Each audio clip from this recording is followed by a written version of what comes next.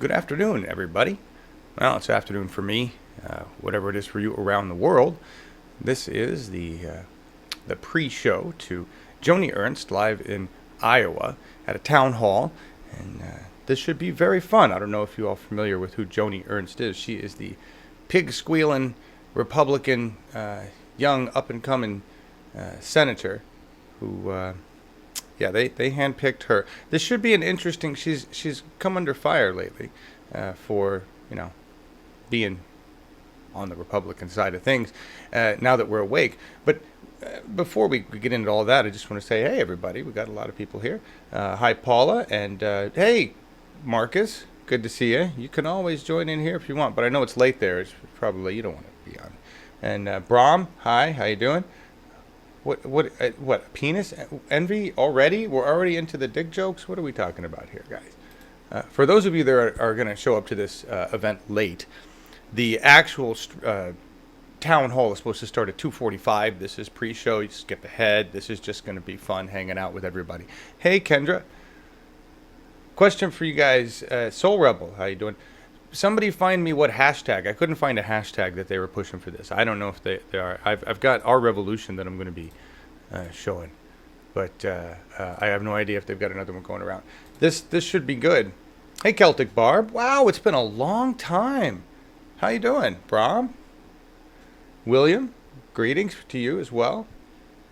Just gonna say this right off the bat. Did you hear the news, everybody? There's some people here I've been around for a while.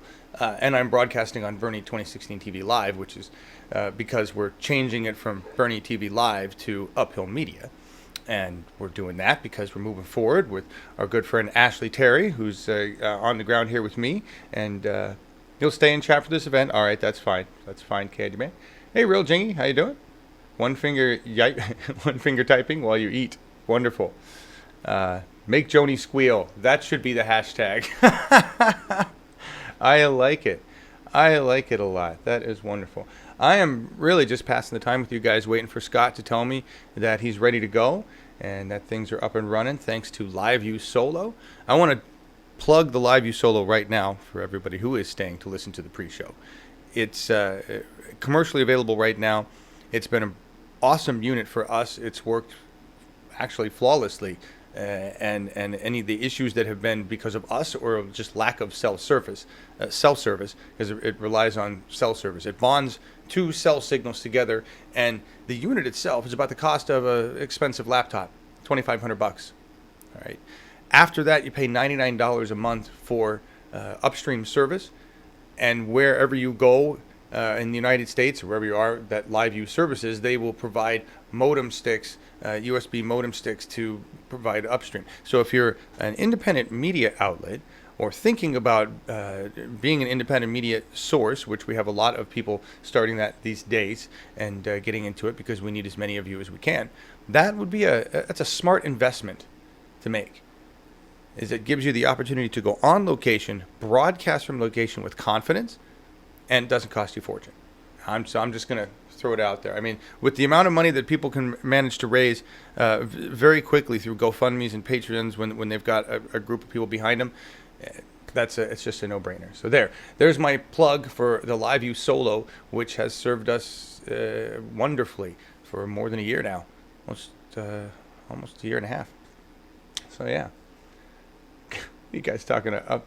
Bev, Uphill Media doesn't really exist for anything. I'm sure a bunch of other stuff came up with it. Ashley just came up with a name and a really cool looking logo, and we're just going to call it that because reference to Sisyphus, and Ashley could go more into that. But that's just it, really. I've got, I don't really care. I've gotten over the whole branding, whatever, a long time ago. I just want to get media out there, and I want to do it in under a name, under a place that can grow and build respect. Political Revolution TV, as you know, has been shut down. I don't know whether that's temporary or permanent. The channel itself is still functioning, but I can't live stream from politicalrevolution.tv anymore. I don't know what the hell. Still waiting on YouTube. I'll just leave that message again. Hey, YouTube, it'd be nice if you tell me what I did this time to piss you off. I know I'm not your favorite child, but I didn't really think I mattered. I'm tiny, insignificant. Insignificant. I really, so Marcus, the reaction of Germany to the whole meeting, I didn't even catch.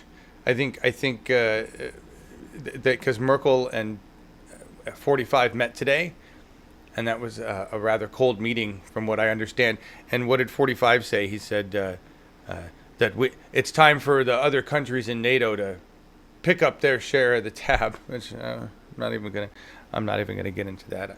We're creating warm relations all around as more and more human beings wake up to the fact that the United States of America is just a warmongering, nasty, vile, totalitarian regime. It is going out with its executive leading branch and telling everybody that they're also assholes. We're just we're really reaching out with olive branches, aren't we? Yeah, we're going to go to war with North Korea, right? But I wouldn't be surprised if Germany, wanted to come after us. They'd go for it. What's pony up, Bev? 700 people here. Joanne, I am. 700 people here for Joni Ernst Town Hall in Cedar Rapids. Auditorium is charged. Joanne, are you there? I'm sorry, I can't keep track of where people are. Iowa Town Hall. All right, thank you, Joanne. Are you there? Am I just that dumb and I can't keep track of where? That's wonderful. Let me get that plugged in right now. Yeah, I have her squeal. I have the squeal video. You'll want to watch Joni's squeal commercial? Just to get y'all here. Here you go.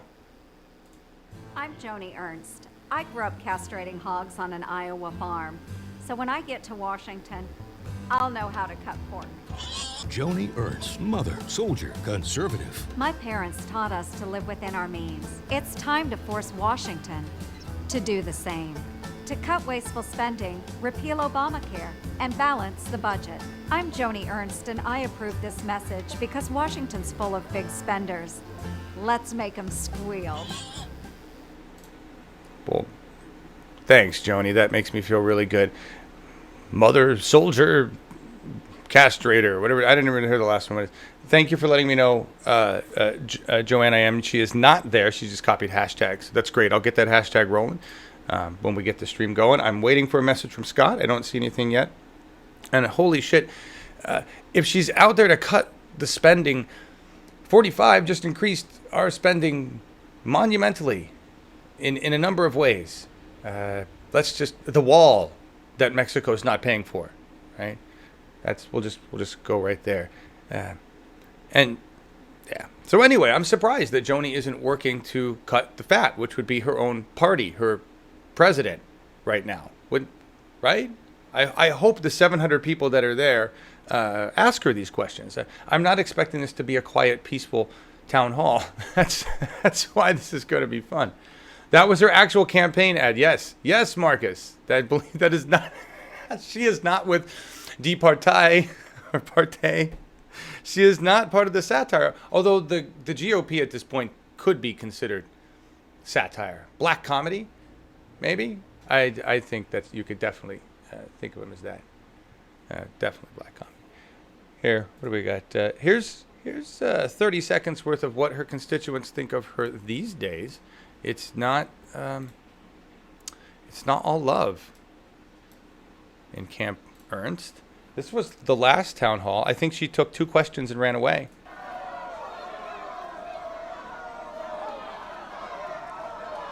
Joni didn't even stick around to squeal.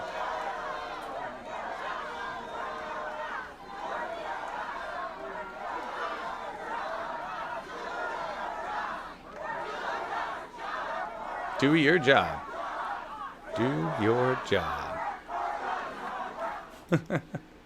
That's awesome. That's an Awake America right there. That's a bunch of pissed off Iowans. That's everywhere. That's everywhere. I just can't thank America enough. I can't thank 45 enough for making us all this pissed, for being so terrible. He's far worse than I ever imagined. It's kind of a dream come true in a sick way. Because we're so awake. They are not. They're not kidding. You love the Marcus. You love the picture by your name. You guys are talking. Strange Love is one of your favorite. Oh, right. Yes, because that's what's going on. Exactly. Exactly. Looks to me like they were going to cut her pork. Yeah, she ran out. She ran out. She got out of there quick, like most of these guys are doing, claiming it's the violent Dems and they got to run away. We're just asking you to listen to your bosses. We're the boss. That's what America remembered. We're the boss. It should. I'm glad it gives you inspiration, sidekick Nick. It's so good to see. All right, Scott Galindez just posted a message in Slack saying they're saying 5 p.m. now, so we're pushed back. Yay! We knew this was going to happen, right? We knew this was going to happen. I didn't really grab that much more material to cover during this time. I do have background music that's supposed to be copyright free that we could just jam to, listen, dance. Who wants to chair dance? Really? We're supposed to be live now. 2 minutes. So now I have to do like a whole 17-minute vamp. You know this news, right? Fox News poll released Wednesday indicated some Americans have unfavorable opinions of the Trump administration. That's, as well as some congressional Democrats. We all know that Chuck Schumer came out not good, right? Not good for Chuck. Bernie doing well. All around. Bernie's not even a Democrat. That's the fun part about this. Bernie's not even a Democrat at this point. Party doesn't matter. What matters is who's got the energized people behind them who are going to vote by the issues. They're going to vote for... We are now voting for by candidate. It used to be we were just asleep. We go Democrat. Now it's by candidate, by the issues.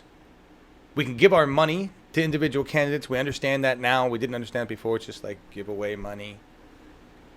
We're a much more educated, much more informed voter populace because we got our asses handed to us. We had these great, bright dreams, and then they got crushed by the reality of the machine, right?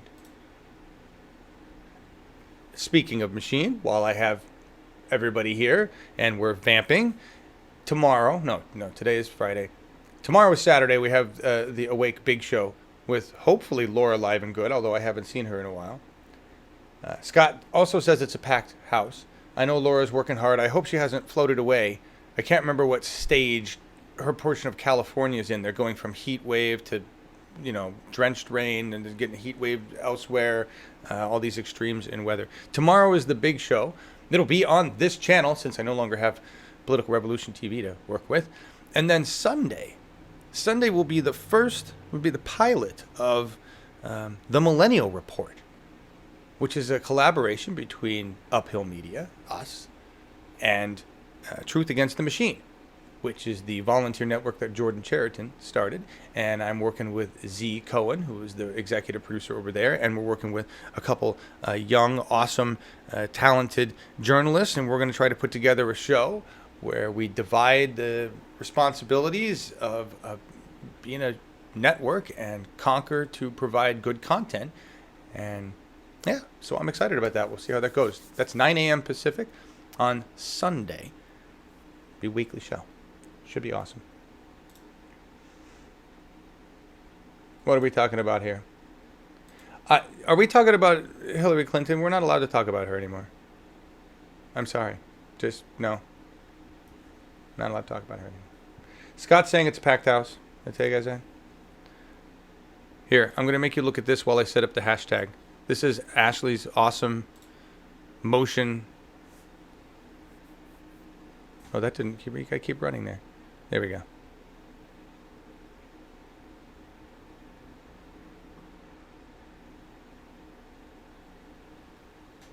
I'll get that hashtag set up. Give me a second, guys.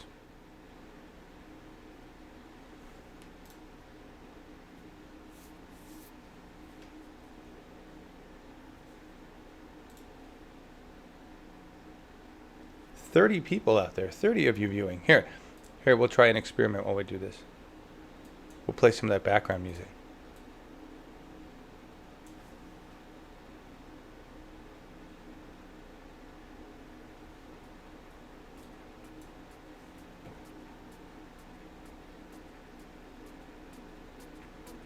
Let me know when you can hear it.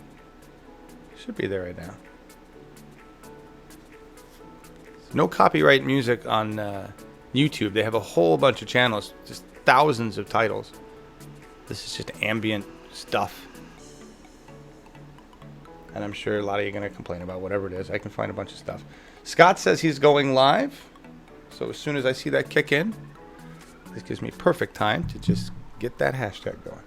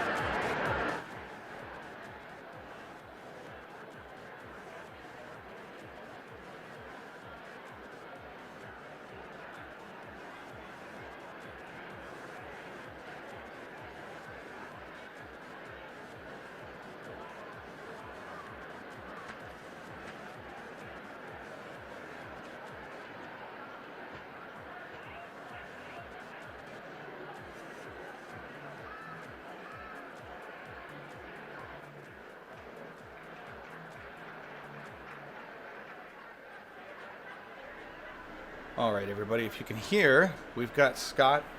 He's gone live already. Looks like they're getting ready here. It is definitely a packed house. I'm going to get this framed up for you right now so you can see what's going on. Here is the view from LiveU Solo. Got good audio there. Lots of people in the crowd.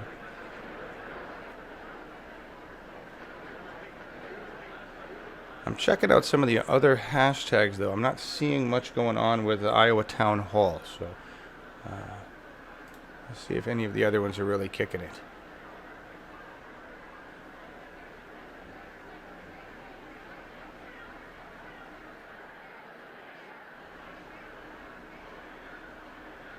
And I've got the audio over there turned down low right now. We'll turn it up when they get started.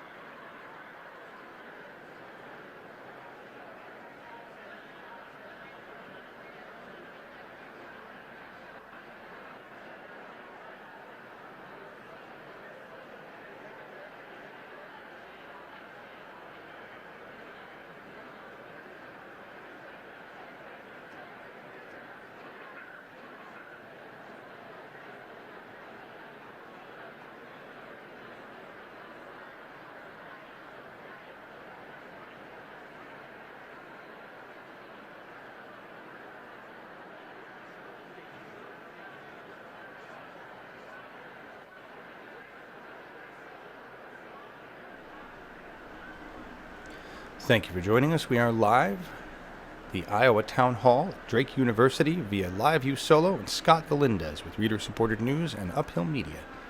Thank you for joining us today. If there's a hashtag you'd like us to track, drop it in the YouTube chat.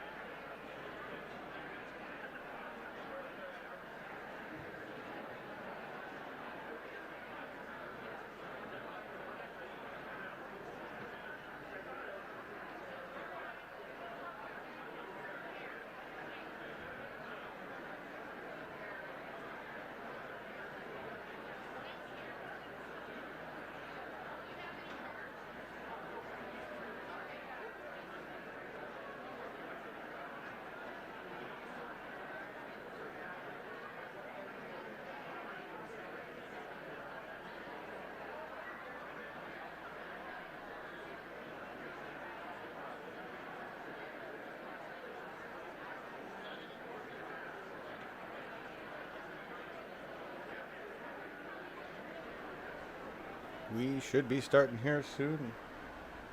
Any minute now. It's 2:59.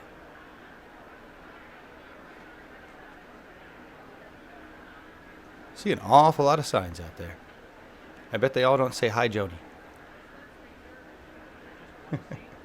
They're going to verbally castrate Joni. That's nice, Julie Love. Let's hope so.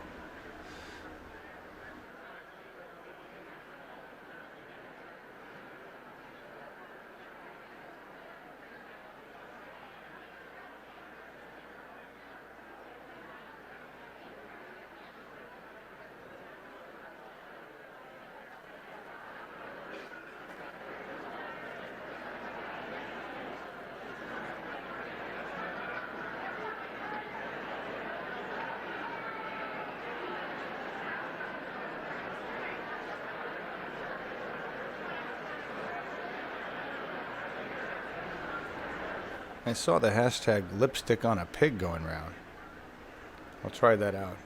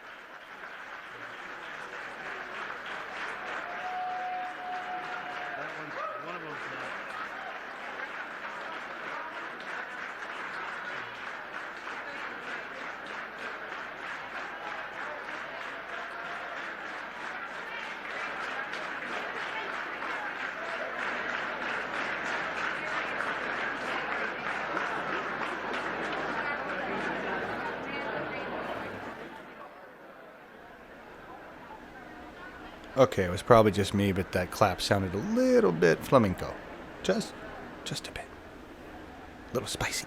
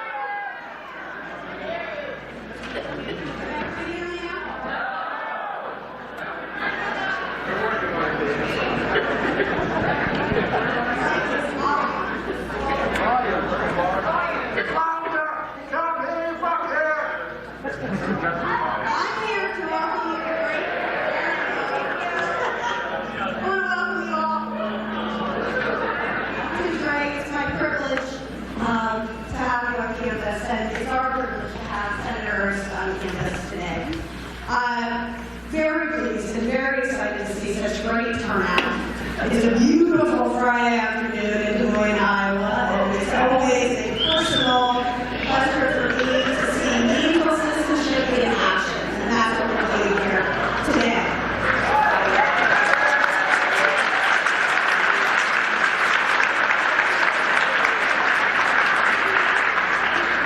As a university, Drake has always valued the role that we play as a space where the community gathers to discuss the issues of the day.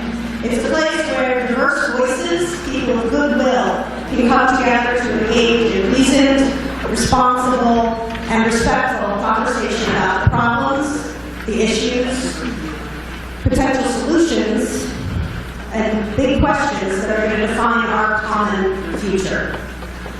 That's exactly why we're happy to have U.S. Senator Joni Ernst with us today. In November of 2014, Senator Ernst was elected as the first woman to represent the people of Iowa in the federal government. The first female combat veteran to serve in the United States Senate.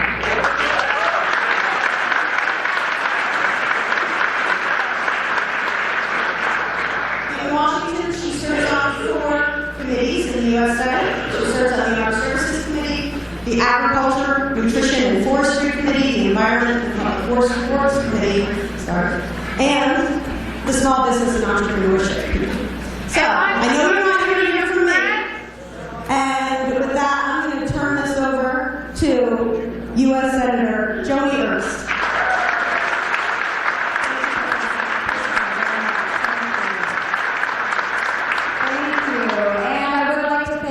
For hosting this afternoon as well. And I do appreciate everybody coming out today. And the way we would like to do this, we do have a number of staff members that will be coming around the auditorium. I think you've already filled out a number of question cards. We do have a bucket, those that have written their name and have stated they want to ask a question. We'll be calling those names a couple at a time, so you can raise your hand so that the staff members can get you a microphone. We'll have you come out to the aisle, state your name, give the question, and then we can have a discussion. So I do appreciate you coming out again, I really do, because this is a great demonstration of our democracy. This is my 6th public event this year, so it's good to have so many people engaging in the process. We do have a 99-county tour that we do as well, going out and visiting with folks all across the state. This is my 3rd year of doing that.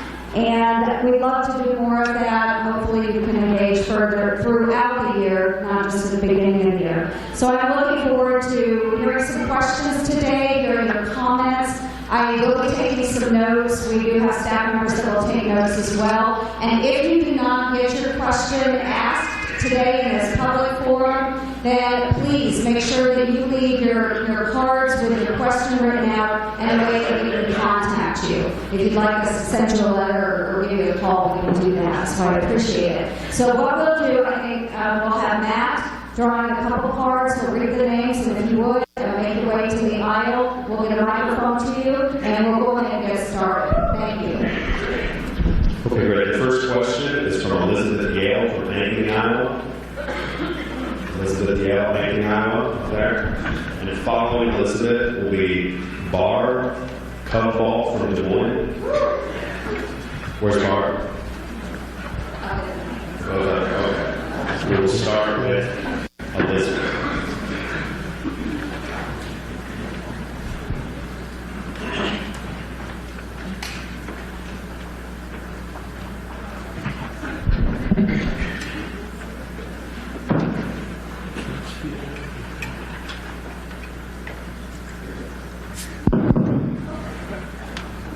Good afternoon, Senator. Thank you for holding this forum today. My question has to do with women's issues. I believe women's issues are also economic issues, and they are family issues, and ultimately, they are national issues. When women have access to quality reproductive health care, to maternity care, when families have access to parental leave, to affordable child care, and affordable quality medical care, we see improvements across the board for children and families, and ultimately for our nation.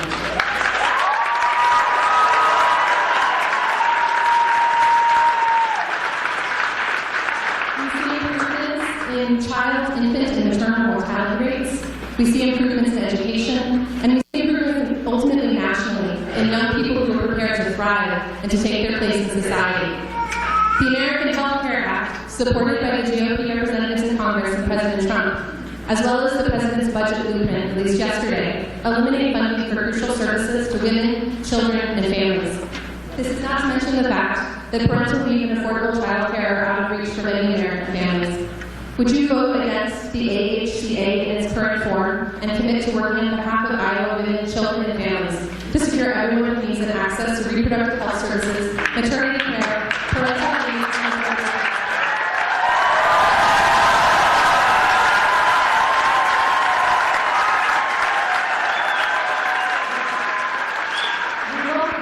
and voting on the AHCA in its current form because it has not been gone through in the House. We don't know what the final product will be before it comes to the Senate. Now, there are a number of things that are laid out, and I can't because that's not what I will be voting on. So what we are looking at and what I will support in the bill when it comes into the Senate, there are a number of things that I do support. And one thing that I've heard predominantly from Iowans is making sure that pre-existing conditions are covered in the AHCA. So I also support keeping children on their parents' policies until the age of 27. Those are the two predominant things that I've heard from Iowans. Now, in the proposed form that is in the House right now, it does make sure that women, based on their gender, is not a pre-existing condition. So they cannot be charged more for being a woman. And that's the same as Obamacare. Also, with the new AHCA, it still covers everything that is considered an essential benefit as it exists right now. Barr from Des Moines is next, and following Barr will be Janet Savette from Des Moines. Janet? Right. My question is related to the last one, but it's a bit more specific. Planned Parenthood has a proud 100-year history of providing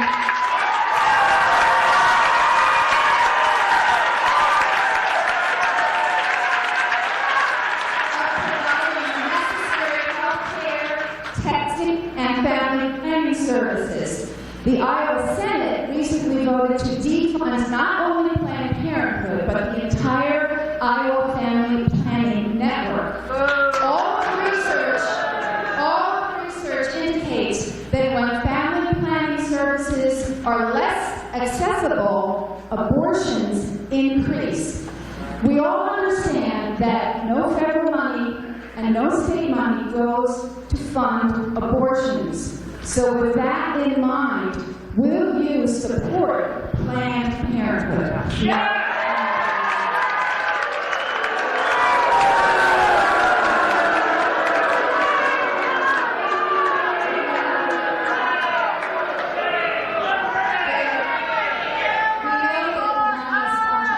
And number one, Planned Parenthood is not the predominant agency that provides women's health care services.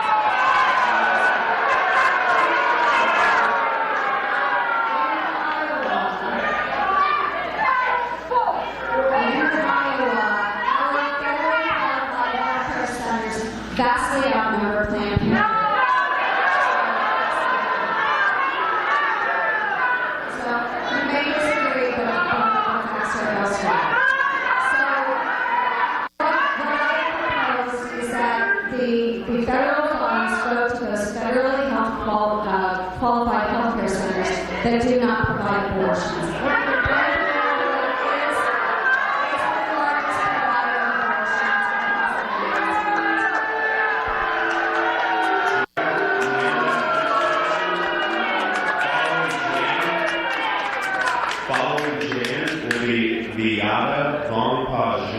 From Urbandale, Iowa.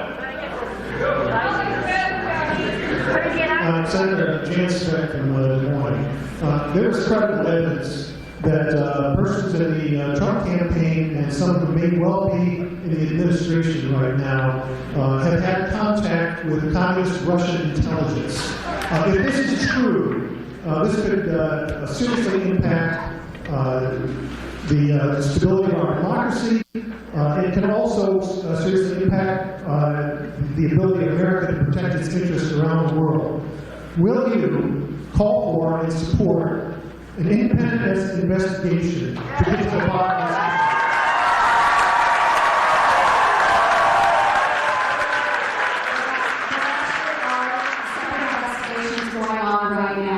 Both the Intel Committee in the House and the Intel Committee in the Senate are investigating this. So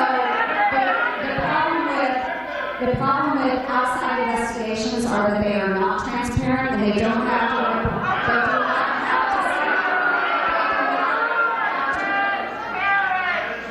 They do not have to release a report to the public. But what they do is through the House and the Senate, they do have to release reports of the investigation. Now, I don't support anyone with personal dealings with the former, Communist Party people. So we are pushing against the administration on this, and I've asked President Trump to stand harder against Russia. Viada, is the next one Viada? Following Viada will be Randall Damon from Des Moines. Randall, can you hold up your hand?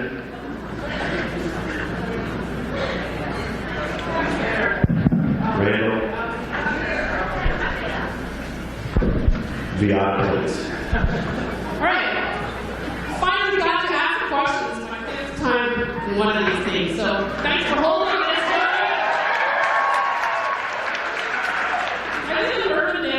I just moved here last year from New Jersey.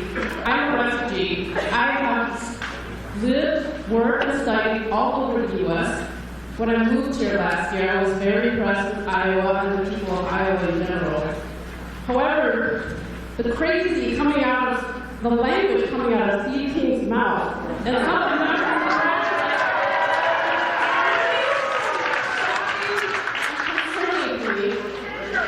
I just received my LLC certificate to start a business here in Iowa.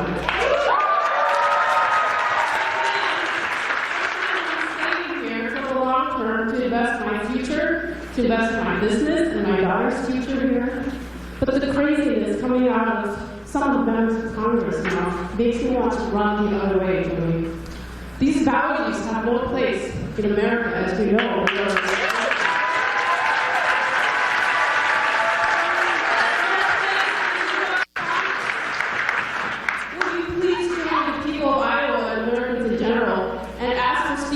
Long overdue resignation.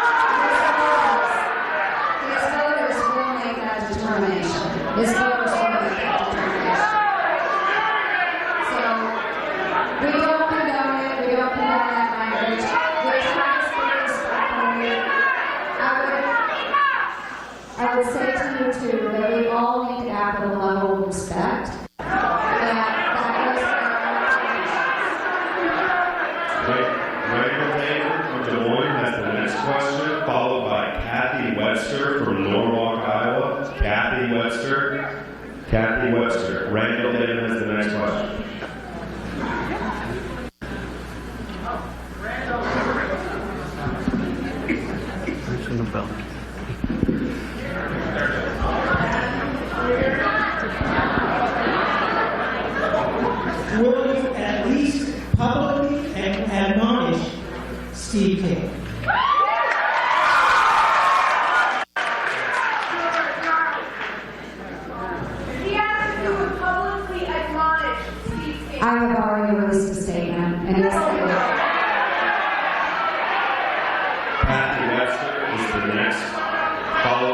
Judy Zoll of West Vermont.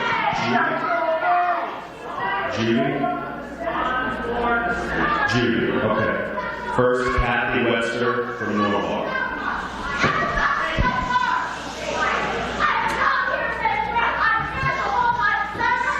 Go ahead. We have our next question, please. Hi, Joni. Thank you for having us and speaking to all of us. My question to you is about Planned Parenthood. If you don't believe in birth control, then how do you expect Planned Parenthood to continue? And if you're an anti-choice person, is what I'm gathering. I am pro-life and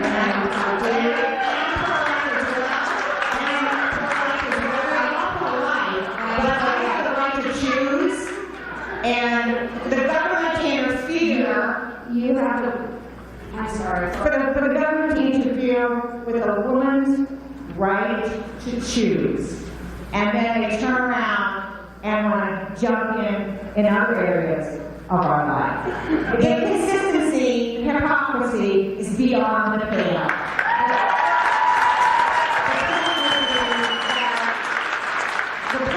I do not believe in federal government or taxpayer dollars going to the funding of abortions. You know that the money is sponsored and it goes into an organization. Would you support over-the-counter birth? If it's okay, I can ask you a question. Would you support an over-the-counter birth control that you could go in and purchase at Walgreens or anything like that? Would you support it if insurance covered that? That's good, because I actually have a bill that does that. I support birth control.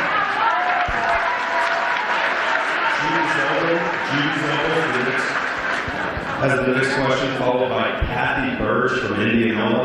Kathy Birch, could you please stand? Kathy's up there. Judy Zoll was the next question. Well, I'd like to thank you for being here, Senators, and that last answer was.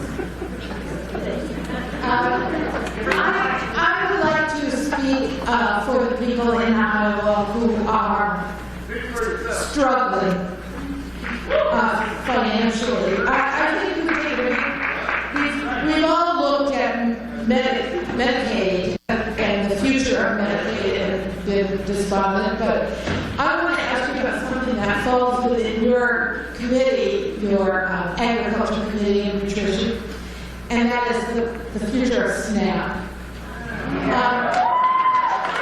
The word has come out that we've been hearing through the grapevine. Most of this grapevine stuff comes true. We've been hearing through the grapevine that it's going to be block grant, and we only have to look at Canada in Iowa to understand what that does to a program for people who don't have a big voice. So it cannot respond quickly, it cannot keep up with the cost of living, and on, and the statistics are there to back that. Believe me. So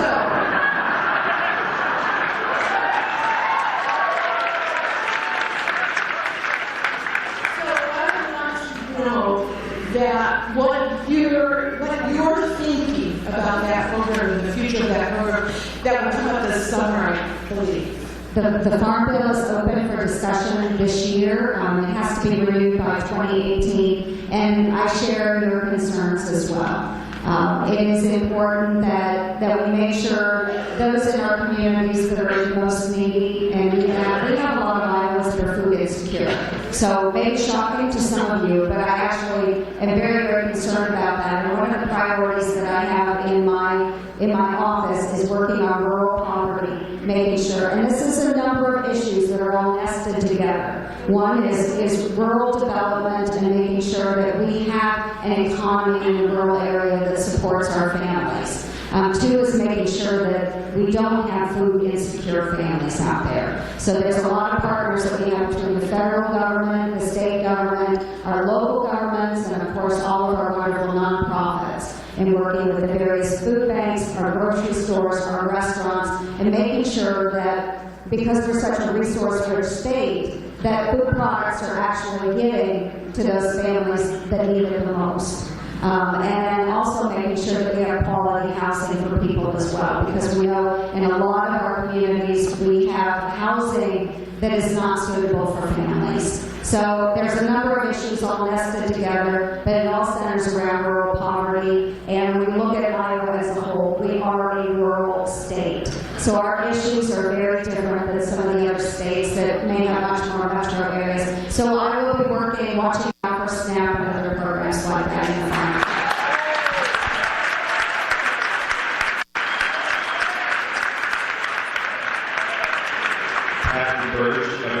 That's the next question, followed by Kelly Barnum of Des Moines. Kelly, can you please stand? Kelly Barnum from Des Moines. Kelly's there. Kathy has the next question. Joni, thank you for coming to Des Moines. We really appreciate it. As we all know, climate change is real. The science says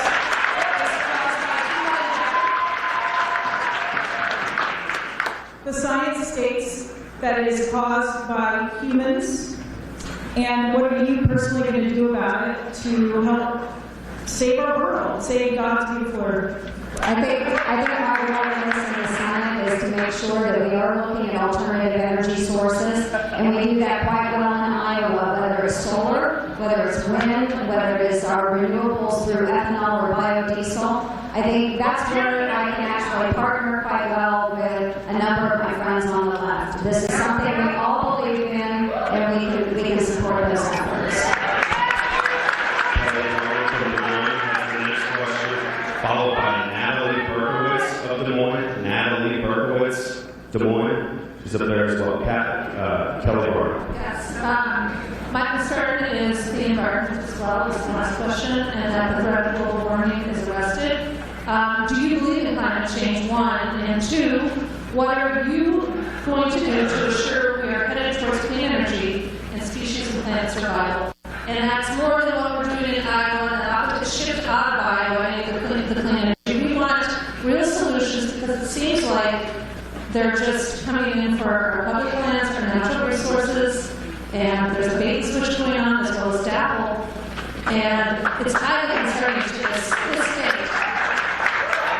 So, again, going back working on the renewable resources, I know that some, like the wind energy, approximately 38% of what we produce our electricity in Iowa, about 38% of that comes from our wind energy. I know some of that does go to other states.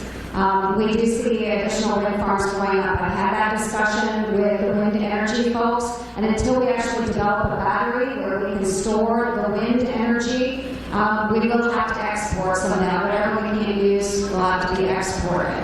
We do have additional wind farms going up across Iowa. I think it's a great thing.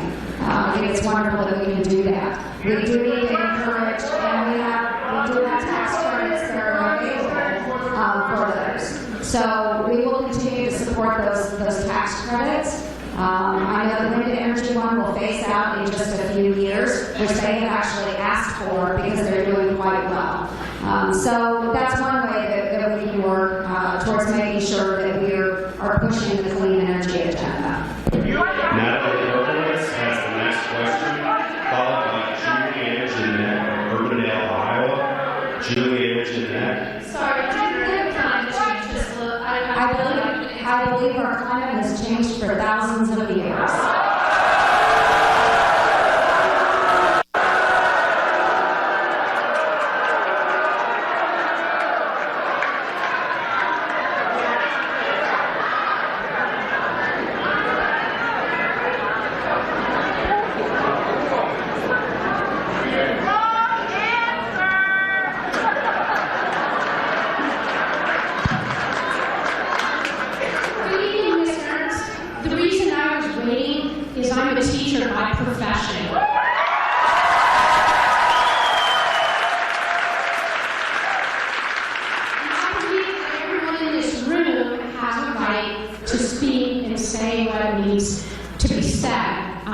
I am specifically a science teacher, and I do believe in global warming.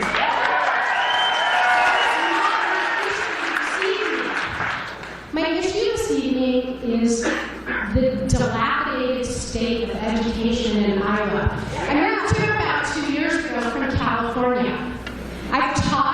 over 25 years, I keep up my credential in the state of California. Currently, I work as a tutor and a student advocate for students with learning disabilities in the state of Iowa. I have now met teachers and principals at Hartman AEA in Lockheed, Johnston, West Des Moines, and in each and every case, I keep running across these situations where people don't know how to fill out an IEP.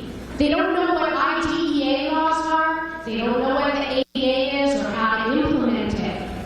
If we lose more funding in education than what already doesn't exist in the state of Iowa, I don't even get time to die in this lifetime. I am absolutely appalled and disgusted at what passes for education for students with learning disabilities, most notably the issue of dyslexia. What is it you are doing as a senator to get your constituency, the people in the state of Iowa, teachers, administrators, and everything, on the ball so that when Tom May speaks, they jump? Instead of looking at me and wondering how crazy I am for trying to get a proper IEP written or a correct 504 to benefit the learning of students. I'm a teacher who taught in Oakland, Compton. I was a Peace Corps volunteer in Namibia. I have the experience to tell you what hard work looks like. There is no teacher in the state of Iowa who could compare to me and look at me and tell me how hard their life is. So what is it you are going to do to turn I'm from public education in Iowa. I had great teachers. I had great teachers. And my daughters and grandchildren all were in public education here in Iowa. And I think we have wonderful teachers in Iowa. So I would disagree. I think you said all teachers don't compare to you, and that's an opinion. I have great teachers. We've got great special ed teachers as well.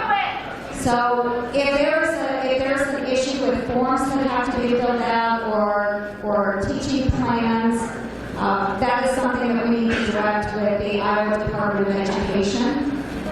But at the national level, again, we have the Every Student Succeeds Act last year, which passed bipartisan, hugely bipartisan. 83 senators voted in favor of it. It passed through the House, the Senate, and was signed into law by President Obama. So with that puts a lot of those decisions back at the state level. So it's returned a lot of the federal control to the state and the local level. Because, again, bipartisanly, we knew that the No Child Left Behind was not working, and those decisions needed to go back to the state and local levels. And again, it was supported widely, bipartisan, 83 to however many folks voted against it. I don't know how many were there on that day. But again, we do need the local level decisions made, whatever school district you're working in. You need to understand your children. I believe that teachers know what's best for their children, and those decisions should be made at that local level. Julie Ann Jeanette has the next question, followed by Timothy England from Berwick. Timothy England from Berwick. Hi, my name is Julie, and I'm from Berwick. My question is also related to education. I have a soon-to-be 9-year-old son who has a memory processing disorder, and his education is protected under IDEA and FAPE. And I was unbelievably appalled at the nomination of Betsy DeVos.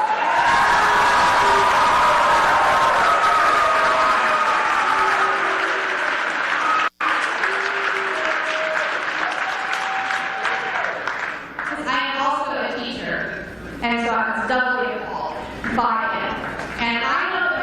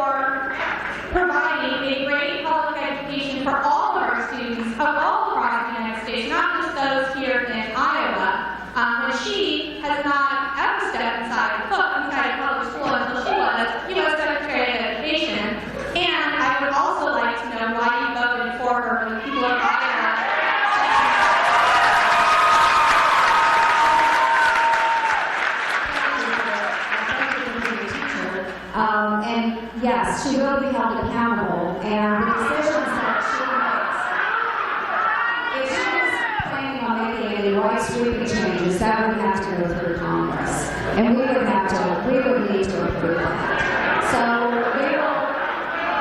will hold her accountable in that manner. We just passed legislation this last year, as I explained, which returns a lot of the power from the federal government level down to the state and the local level. Because you know your students better than a bureaucrat sitting in the Department of Education in Washington, D.C.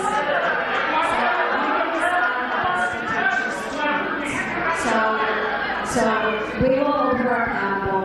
We will be watching that. Again, I am a huge believer in public education. So I will support public education. She is working very hard for disadvantaged children.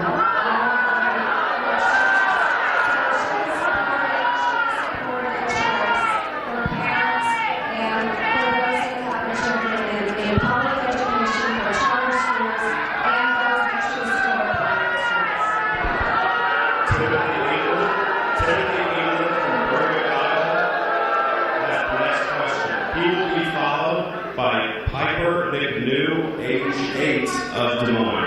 First up, Timothy England. Hi, Joni. My name is Timothy England.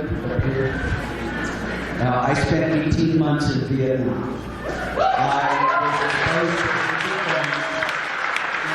was disabled as a result of my service. After my service to my country in Vietnam, I came back home to Iowa and continued to serve veterans at the VA hospital here in Des Moines for 30 years. I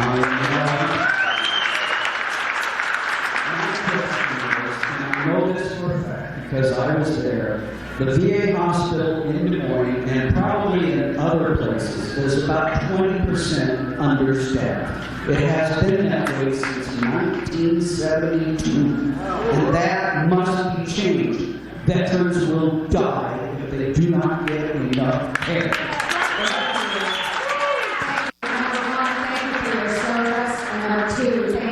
In the VA, because that is really, really important. And you are absolutely correct. And we don't need to state that veterans will die, because we've already seen veterans die. So we need folks that are working in the VA, that are making those proper hiring decisions, not spending millions and millions of dollars on artwork for their lobbies. Those are dollars that should be going to supporting our veterans and providing for their care. So I know that here in the Midwest, because we have a number of very good hospitals in the Midwest, we have nurses and doctors that really care and love our veterans. The problem is at the administrative level and making sure that they are getting the personnel into the system that they need to get in, that they're identifying. We know we have a shortage of psychologists and psychiatrists, and I have a bill that would provide funds to do that. But making sure that we have the care we need it. But we've got to start looking at what are our priorities. Artwork is probably not a priority. We have veterans that are providing artwork for free. They love to do that. So we do have to list the priorities and make sure we're getting those slots filled with the dollars that are allocated. Thank you for your service. Piper McNew has the next question, followed by Anna H. A-N-N-A-H. Anna H. from Des Moines. Never before has there been a huge chance of being shot in the high school. I didn't want to be shot, I want to live. Why do you keep voting against common sense going forward?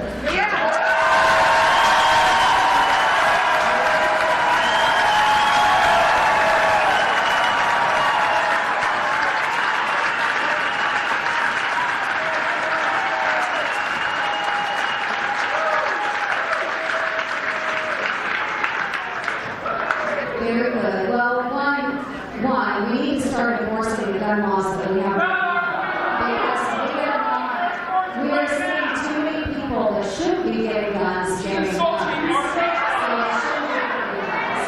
And the second part of that is making sure that we have access to So many of the incidents that I see in our current schools is because there has been some sort of issue where kids aren't getting the kind of care that they need. So we need to make sure that there's access to that. Anna H. has the next question. Anna H. will be followed by Shirley Brunk from Des Moines. Shirley Brunk, you raise your hand. First up, Anna H. I was looking through your Twitter feed today, and I found a tweet from October 28, 2016. It reads, she Hillary Clinton, jeopardized her safety by deciding laws don't apply to her, setting up her private email server in line at LiveU. What is your reaction to the fact that Mike Pence and Donald Trump seem to have their own private servers?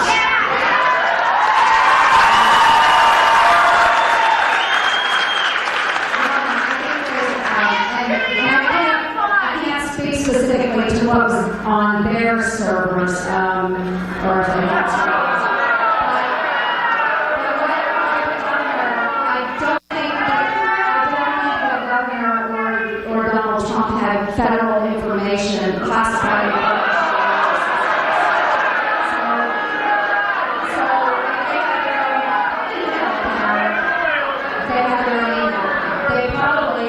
The governor probably had his own governor account.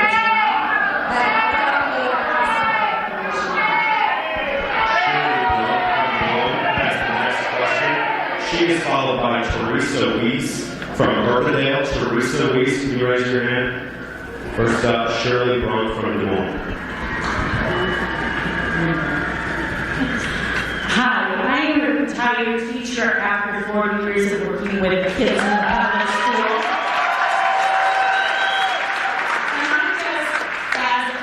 Older Iowan, as a woman, and as a person who spent my life worrying about kids, what can you tell me that will help assure that all of these laws that are being suggested, maybe they won't be passed, but they're all being suggested and talked about in Washington by Mr. Trump, President Trump, what can you tell me that would help me think that kids aren't going to start missing out on breakfast and lunch at school, that the older people in retirement years are going to have what they need after working hard for 40 years,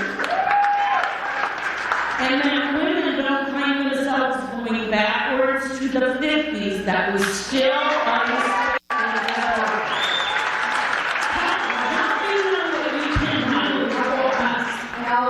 What I think, and remember, I'm one person out of 100 in the United States Senate, and I certainly will share my thoughts with my colleagues. But one, we do have a lot of children that are on free and reduced meals at school, and I think,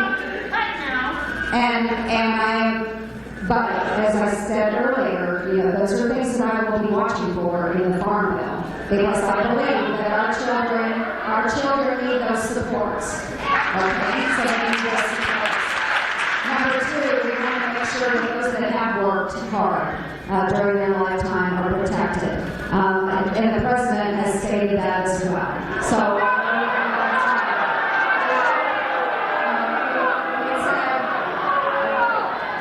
And then third, making sure that women have access to birth control is important. So over-the-counter birth control, easiest way to get birth control.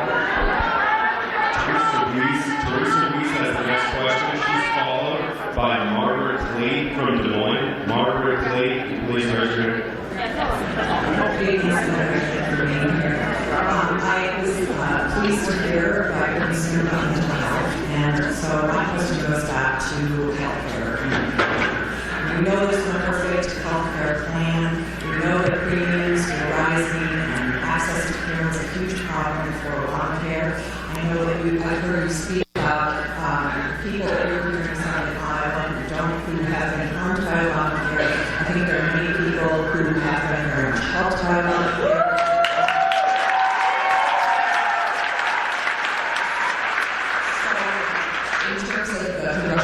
Office's report about what the impact of the proposed bill in the House is. Could you tell us at this point today, what do you think that we should be doing? Repeal and replace, or maintain the current status of the law? Well, we can't maintain the current status of the law because we know that it's failing already.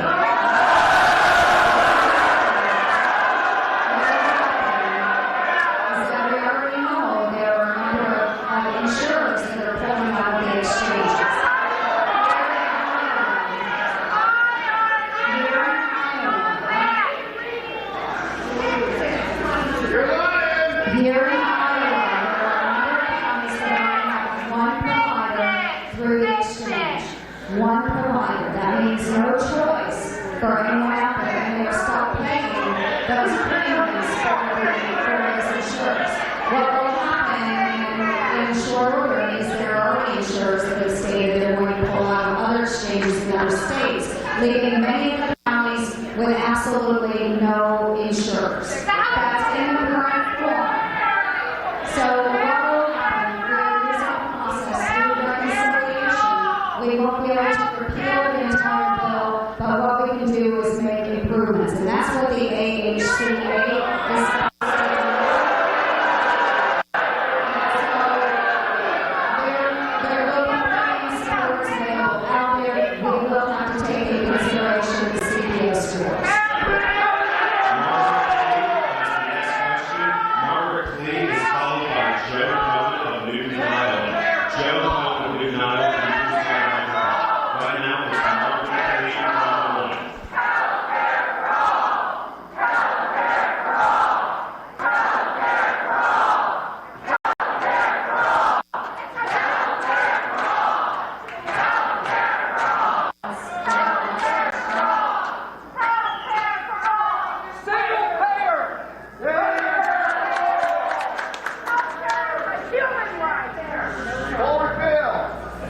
Hi, I'm Margaret Lee. I'm a retired Navy veteran, and I have a question about the cost of pharmaceutical drugs.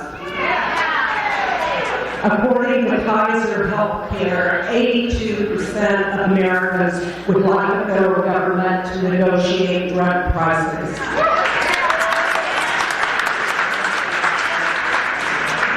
According to the Congressional Budget Office, that if on Medicare they get the same rebates that are provided to Medicaid that already exist, that would be worth $1.46 billion over a 10-year period of time.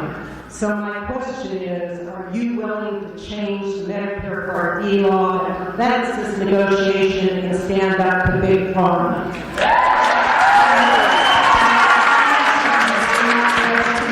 Which would make our prescription drugs much cheaper, much more affordable. So I am willing to take a look at changes that would benefit the cost. Joe Cohen from Newton, Iowa is next. He'll be followed by Kinsey Mizunik of Clive, Iowa. Kinsey Mizunik first.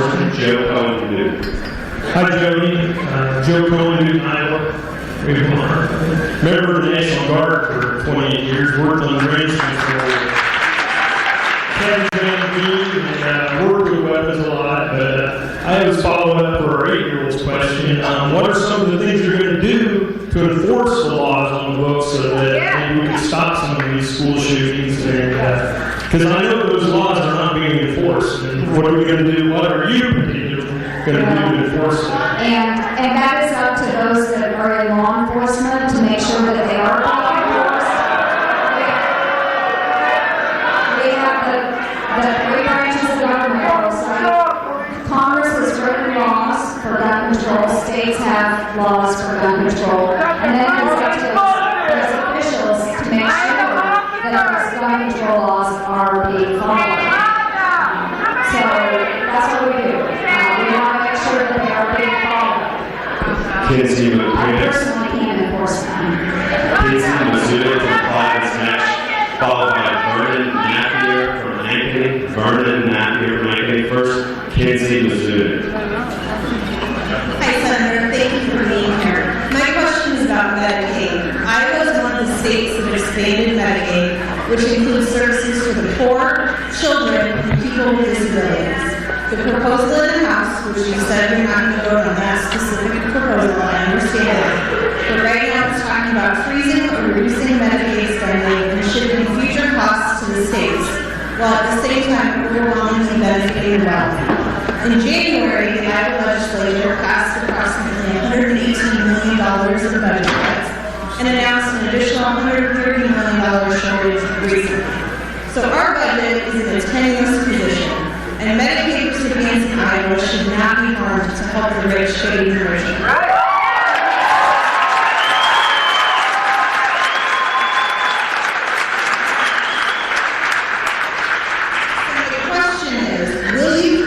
Voting against any legislation that would reduce or cap Medicaid funding that the state of Iowa would receive. Well, we know that Medicaid here in Iowa expanded to include an additional 150,000 people. So that will be part of my consideration. I have to look at the entire bill and make sure, but I want to make sure we are protecting those. I do have some disagreements with the benefits for the people at the top. And so I will take a very careful look at it and make sure that we protect those that are most vulnerable. Vernon Matthew from Ankeny has the next question. Vernon will be followed by Kim Ewinger from New London. Kim, please find the microphone. The next question is Vernon Matthew from Ankeny, Iowa.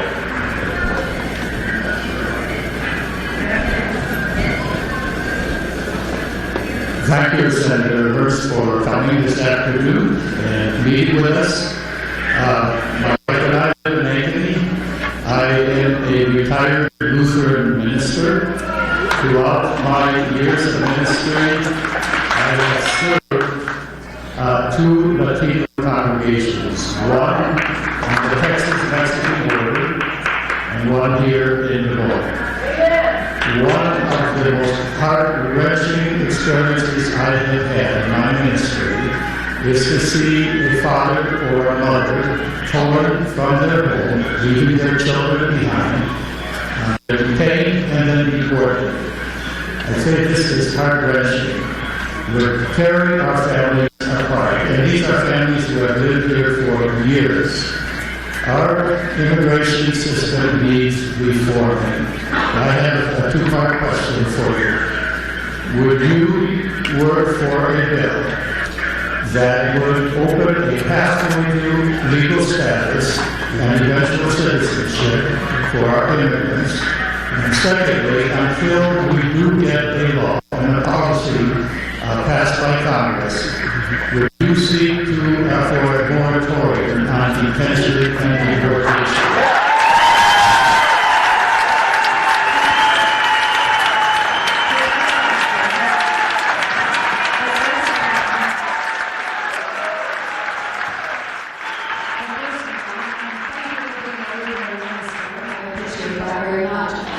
The first part is, you said a pathway towards a legal status and then citizenship. Now, one, I believe we need to first secure our border, whatever matters.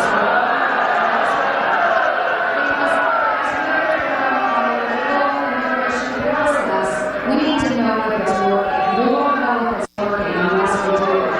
But I would support a legal status. But I do not support, for those that work here illegally, I don't support citizenship. I do support a legal status. It would provide a pathway for their children. It would provide a pathway for their children and their grandchildren. But we will not have to come out and be part of our communities without possible deportation. The next question is Kim Ewinger. She will be followed by Sarah Bromell from Altoona, Iowa. Sarah Bromell, please find the microphone. The next question is Kim Ewinger from New London.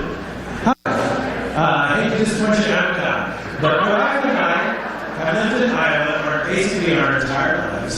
And by the way, we're not paid to be here today.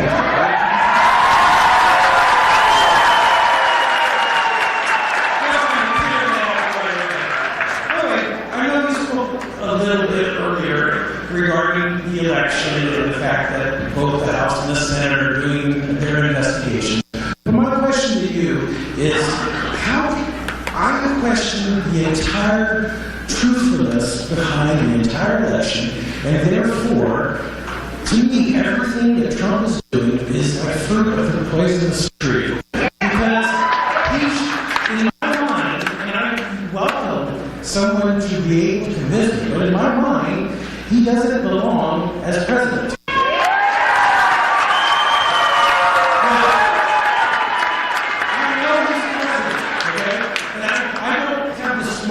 Or the legalese to figure out how to correct that. But everything, and apparently nobody else does either, okay?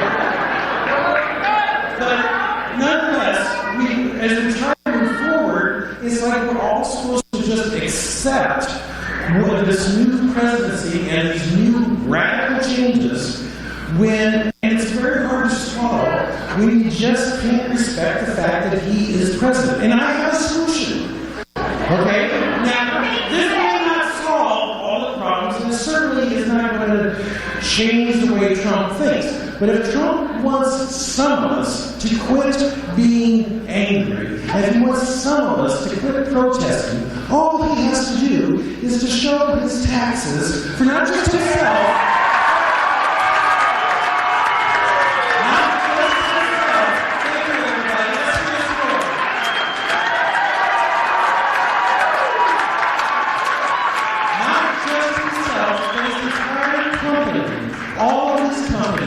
because the Russians are involved in the last election. That cannot be denied by any logically person. I'm not smart enough to know if Mr. Trump personally was involved. I'm not smart enough to make that claim. But obviously, people in this group have been.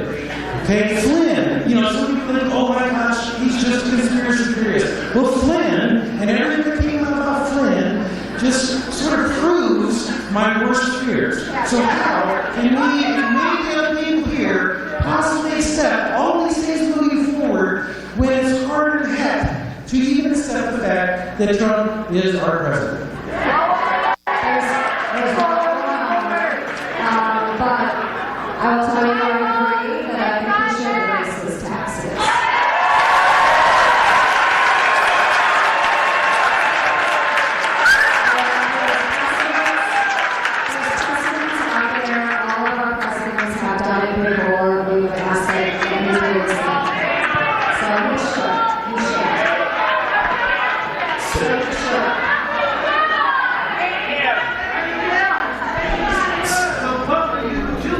All I can do is ask that he release his taxes.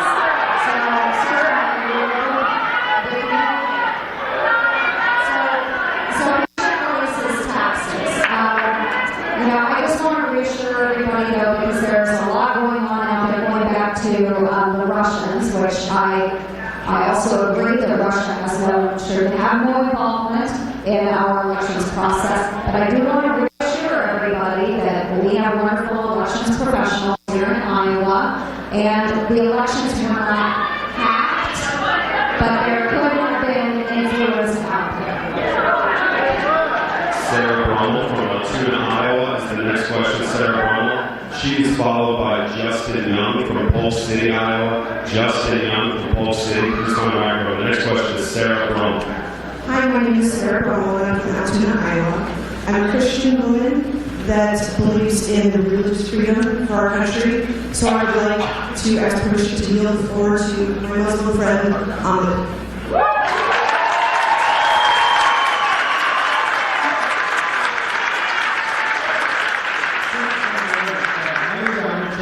I'm a Muslim American, and with all the executive orders, recent executive orders, and recent surge of hate crimes against Muslims in this country, my country, what would you do so that we Muslims feel safe and secure and belong in our own country?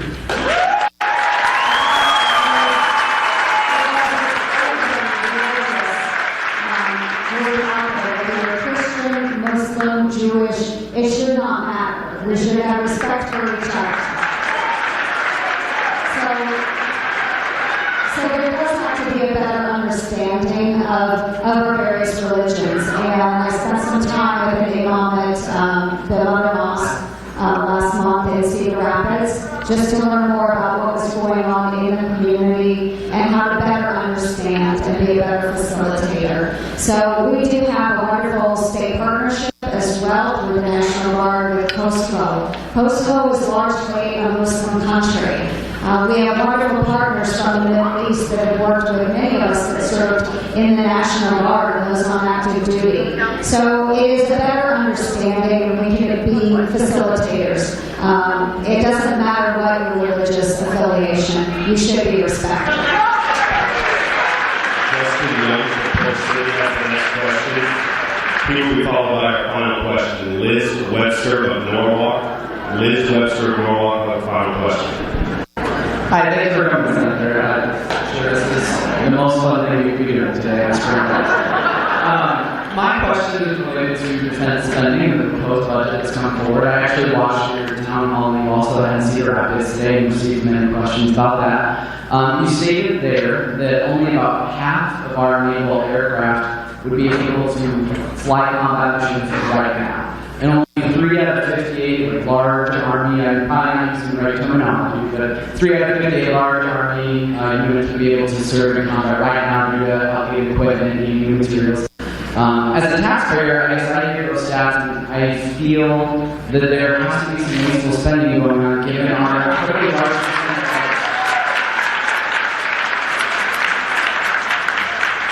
I have a cousin in the military who's just getting ready to go to South Korea, and I hope the best for him. I hope the equipment he needs to stay safe.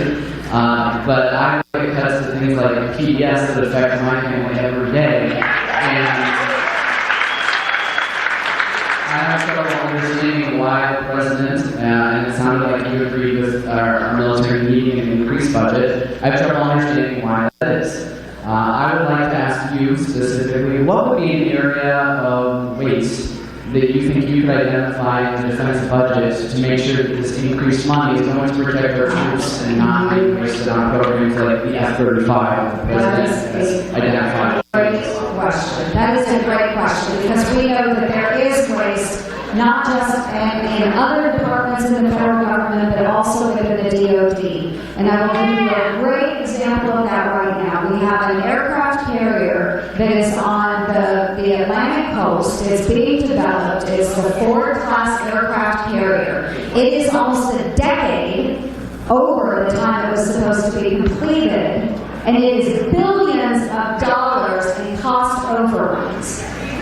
And what we have done, I actually had a bill that was signed by President Obama this last year, again, bipartisan support to get this through, passed through the House and the Senate, signed by the President. It's called the Program Management and Accountability Act, which should say, yes it does, it actually started in the DOD, it was aimed at the DOD. We decided, you know what, we should do it federal government-wide, and it would save us billions of dollars every year. Because now we will have professionals that are running those programs that understand everything about subcontracting and how to make sure a program stays on time and does not have those cost overruns. Right now we have people willy-nilly deciding that, oh, this is the latest gadget. I think I need this in my aircraft carrier. But it never gets out of port for years and years.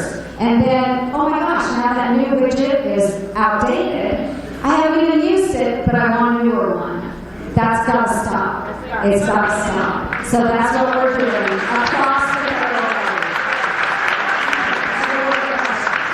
So we all can be accountable. We absolutely all can be accountable when it comes to our federal budget. So one thing that is required of the federal government, the reason we have a federal government is for national defense. That's why I feel so strongly about it. But there are areas that we can save within the DOD. Now, let's go ahead. I'll do 2 more questions, and then we'll close. So go ahead now. Liz Webster from Norwalk has the next question. And the final question. We'll go to Molly Hamilton from West Des Moines. Molly Hamilton's question. Well, the first is Liz Webster from Norwalk. Hi, Joni. Thanks for coming. My first kind of two-part question. Trump kept saying that Mexico's going to pay for that wall. Going through our tax dollars, we're going to have to pay for that wall. I don't know. I did not vote for the man, and I do not want my tax dollars going to a wall.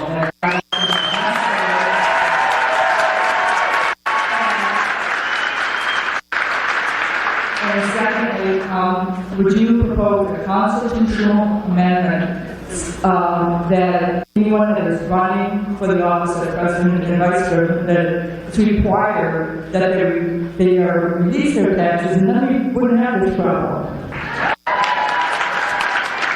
don't know if that would be a constitutional amendment, but it is something that we can look at as far as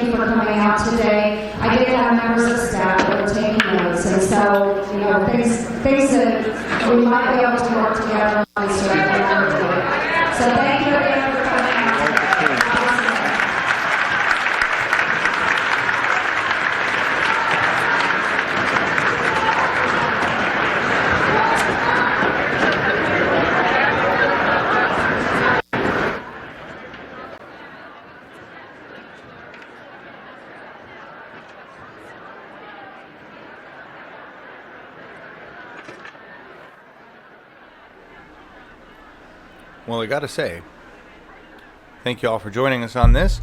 It's a great conversation you were having there in chat, and I was impressed. I don't like Joni Ernst. I don't like where she stands on most things, but I think she handled herself well. I think she did a fairly decent job. I mean, really, and the audience as well. You know, that was a good town hall. I think she got a good idea of what her constituents, at least 700 of them or so, are thinking. And she said that she, I mean, I think she spewed a lot of traditional GOP bullshit. But I also think she got a message that her constituents are awake and around. Thank you, Scott Galindez. Yeah, I'm going to hold right here, everybody, just in case he happens to put somebody in front of the camera and ask him questions. You know, he does that sometimes. So we're going to wait.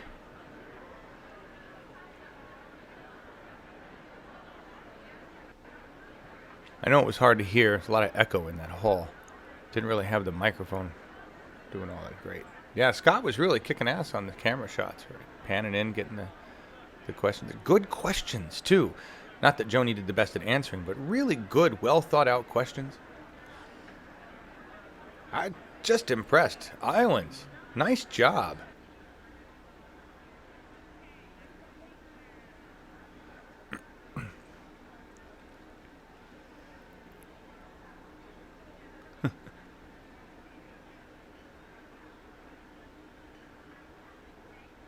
Joni had 1,000 people today in Cedar Rapids. Thank you for that, Dr. Copperhead.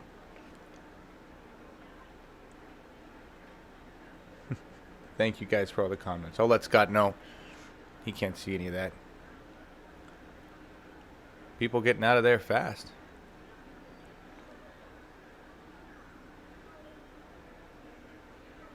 Yeah, no kidding.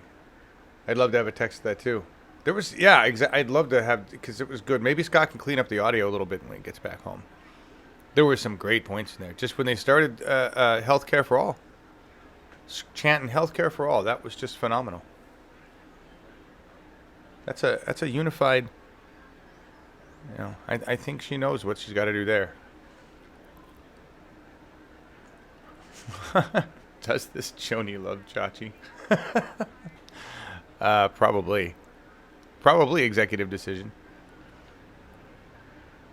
Yeah, Luke Mitchell. That's a pretty good example of... oh, I'm sorry, Liz. Cedar Rapids was there. I should know that. I don't know where the hell they are. They're Drake University, not Cedar Rapids. You're right. My bad. Was that the one where she was getting yelled at? That she didn't stay for very long? This one, she stayed for the whole thing. Because she was getting screamed at the last time. We showed that footage earlier. I think Scott's going down. Yeah. All right. Scott is gone. And we are done with this live stream. Thank you so much for joining us, everybody. We will have another one as soon as I know. The 25th, I don't remember what we're streaming, but it's something. And Scott's going to bring it to us with the LiveU solo. And I'll have that information for you tomorrow on Awake with John, Marcus, and Laura. And then don't forget, Sunday we have the pilot of the Millennial Report, which is our collaboration with Truth Against the Machine. That should be really fun. Looking forward to that. Thank you so much. Good to see you, Jilly Love, Luke, Executive Decision, Dr. Copperhead, Real Jingy, Brom, Liz R. Who else is in here? We got a bunch of people in here. Thank you. Thank you all for being here. Glad you found the new Celtic Barb. Had been a long time. William, Valentine.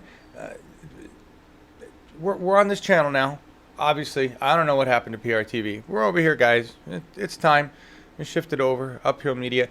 I did say in chat, if Bernie does announce for 2020, I will turn the original Bernie TV, Bernie 2016 TV Channel 1 into Bernie 2020 TV. I will do that. Definitely. I bet that URL has already been bought. I'm probably late on the grab with that one. But thank you, Metalhead. Thank you, everybody, for being here. We will see you tomorrow. Bye.